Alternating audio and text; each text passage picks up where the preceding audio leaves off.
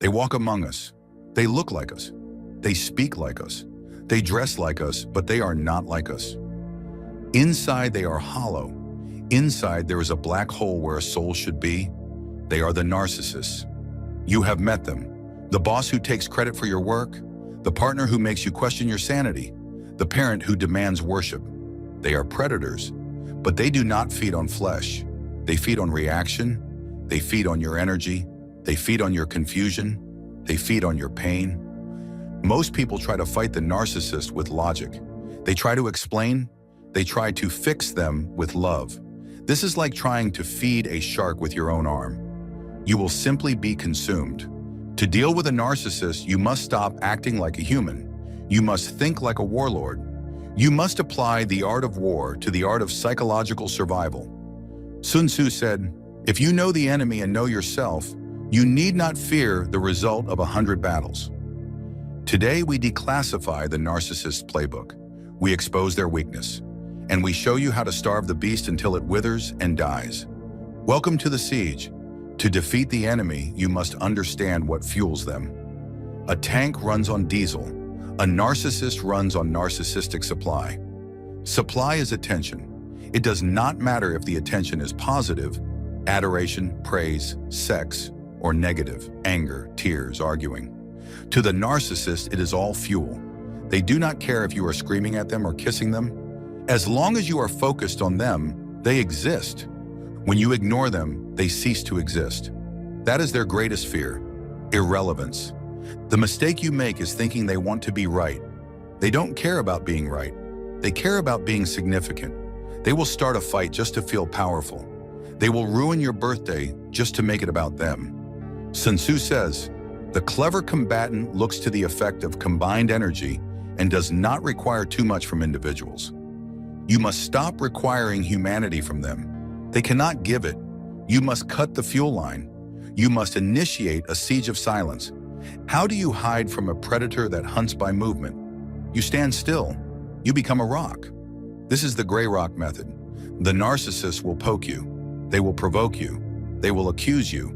They are looking for a spark. They are looking for drama. Do not give it to them. The tactic. When they speak to you, become the most boring person on earth. Your face, blank. Your voice, monotone. Your answers, one word. Them. You're such a disappointment. You never support me. You, old way. How can you say that? I do everything for you. This is fuel. You lose. You, gray rock. I see. No fuel. You win. Them. I'm thinking of quitting my job and moving to Alaska. You, old way. That's crazy. We have a mortgage. Fuel. You, gray rock. Okay. No fuel. You are denying them the emotional spike. You are serving them stale bread instead of a steak dinner. Eventually, they will get bored. They will look for a new source of supply. You win by being discarded. This is the hardest pill for the victim to swallow. You want them to leave you. Most people try to win by making the narcissist apologize or change. That is a fantasy. The only way to win against a parasite is to make the host body uninhabitable. When the narcissist gets bored, they panic. They are starving. They will look for a new source of supply, a new partner, a new coworker, a new victim who gives them the steak dinner. And when they find it, they will discard you. Society tells you that being dumped is a failure. In this war, being dumped is strategic liberation. You want them to think leaving you was their idea.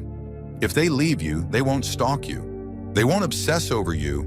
They will move on to the next meal. You win by becoming tasteless. You win by being forgotten. Sun Tzu says, "He who occupies the field of battle first and awaits his enemy is at ease." By remaining calm, you are at ease. They are the ones running around desperate for a reaction. You are the mountain. They are the wind. Let them blow. The narcissist lives in a fantasy world where they are a god. They protect this fantasy with a false self. They project their own shame onto you. When they call you selfish, it is because they are selfish. When they call you crazy, it is because they are losing control. This is projection. Do not absorb it, reflect it. Sun Tzu teaches us to use the enemy's strength against them. When they accuse you, do not defend. Use the observation mirror. Them, you are so ungrateful. You, it's interesting that you feel that way. Notice the wording. You did not say, I am not ungrateful. That is defense. You said, it's interesting that you feel that way. You handed the trash back to them. You kept the focus on their feelings, their perception. You are holding up a mirror. The example trap. When they make a general accusation, ask for a specific example. Them, you always disrespect me.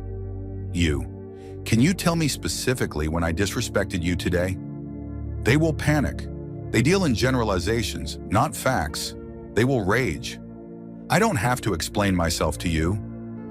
You, okay. If you can't give an example, I can't help you. You have exposed the lie without fighting. You stripped the emperor naked. The narcissist never works alone. They are cowards. They need an army. They recruit flying monkeys, a term from the Wizard of Oz. These are friends, family members, or co-workers they have manipulated into hating you. They will tell the flying monkeys, he is abusive, he is crazy, I am the victim. The monkeys will come to you. Why are you treating her like that? You need to apologize to him. This is proxy warfare. Sun Tzu warns of the enemy's agents. The counter move. Do not fight the monkeys. Do not try to explain your side to the monkeys. The monkeys are brainwashed. Anything you say to them will be reported back to the narcissist. Them, your mother is really upset with you. You, I'm sure she is. Them, well, aren't you going to call her? You, no. Cut the line. If you fight the monkey, you are fighting the narcissist's war on the narcissist's terms. Ignore the spies. Isolate the leader. Without the monkeys, the narcissist is just a lonely person yelling in a room. Warning. When you start applying these strategies, when you go gray rock, when you cut the supply, things will not get better immediately. They will get worse. This is called the Extinction Burst. In behavioral psychology, when a behavior stops getting a reward, the subject tries harder before they give up. Think of a toddler screaming for candy. If you say no, they scream louder. They kick the floor. They are testing your perimeter. The narcissist will escalate. They will start a smear campaign. They will threaten to leave. They will fake a medical emergency. They will try to make you jealous. Do not break. This is the critical moment of the siege. Sun Tzu says, in the midst of chaos, there is also opportunity. The opportunity is their exposure. When they escalate, they reveal their true face to the world. They look crazy. They look desperate. Hold the line. If you break now, if you react, if you apologize, if you fight, you reset the clock. You teach them that if they scream loud enough, you will submit. You must be the void. Let the storm rage. The storm runs out of rain eventually. Sun Tzu says, when you surround an army, leave an outlet free. But for the narcissist, you are the one who needs the outlet. You cannot coexist with a parasite forever.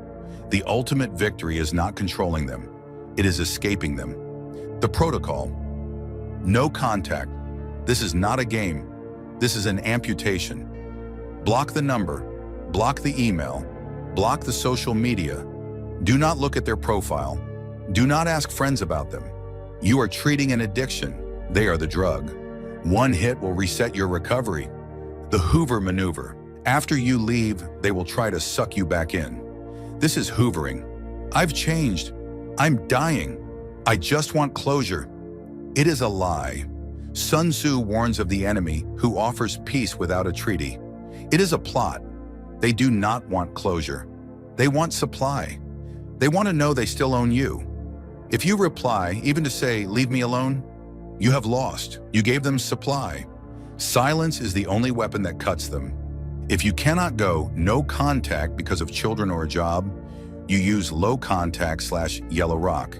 You speak only about logistics. Pickup is at 5 p.m. The report is due Tuesday. No emotion, no personal details.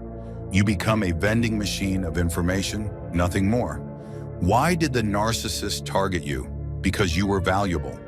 They do not target the weak. They target the empathetic. They target the givers. They target the strong because they want to steal that strength. Sun Tzu says, the opportunity of defeating the enemy is provided by the enemy himself. The narcissist has provided you with an opportunity, the opportunity to build better boundaries, the opportunity to learn that no is a complete sentence. When you emerge from the siege, you will be different.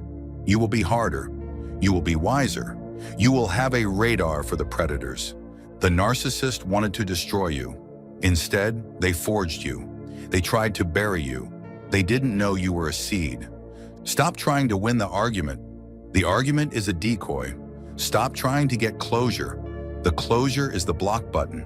Stop trying to be understood. The enemy understands you perfectly. They just don't care. You think you are arguing about the dishes, or the lateness, or the money. You are not. You are arguing about reality. The narcissist throws out an argument like a soldier throws a smoke grenade. They don't care about the topic. They care about the confusion. If you win on logic, they will switch to tone. If you win on tone, they will switch to history. Well, what about what you did in 2019? They are moving the goalposts so fast that you exhaust yourself running between them. While you are busy defending your facts, they are busy draining your energy. To win, you must realize the topic is irrelevant. Drop the rope. Let them win the point. You keep your sanity. You are waiting for an apology. You are waiting for them to say, "I see how I hurt you." You are waiting for a ghost. Closure requires a shared reality. It requires two people agreeing on a narrative. The narcissist cannot give you closure because that would require them to admit they are flawed. Their ego cannot survive that admission. They will rewrite history until they are the victim and you are the villain. If you wait for them to close the door, you will stand in the cold forever. You must build your own door. The block button is not petty. It is not weak. It is the period at the end of the sentence. It is the only way to stop the story. This is going to be the hardest pill to swallow. You keep explaining your feelings because you think, if they just understood how much this hurts, they would stop. They know. They know exactly how much it hurts. That is why they are doing it. When you explain your vulnerabilities to a narcissist, you are not building intimacy. You are giving them a map of your soft spots. You are handing them the coordinates for the airstrike. They do not lack empathy. They have tactical empathy. They can read you perfectly, not to help you, but to manipulate you. Stop casting pearls before swine. They don't want to understand you. They want to consume you. Accepting their malice is the first step to freedom. Starve the beast. Protect the soul. Win the war. On this channel, we cover a range of topics, like the one in this video. If you enjoy this type of content, please don't forget to hit the subscribe button. Otherwise, we may never see each other again. See you again soon.